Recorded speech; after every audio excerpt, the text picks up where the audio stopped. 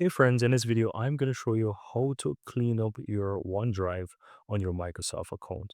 You can easily do that by signing into your Microsoft account. And if you head over to, for example, Microsoft.com and sign into your account, you can click your account to the upper right and click on My Account from there in the upper right side. And now from here, click on Security on the left side, and you will find the option here under File, Backup, and Security. So once you click on this, it's going to expand and show you your OneDrive backup details here. And if you scroll down a bit, you can see in the find right here, clean up your space. And just simply click on clean up space.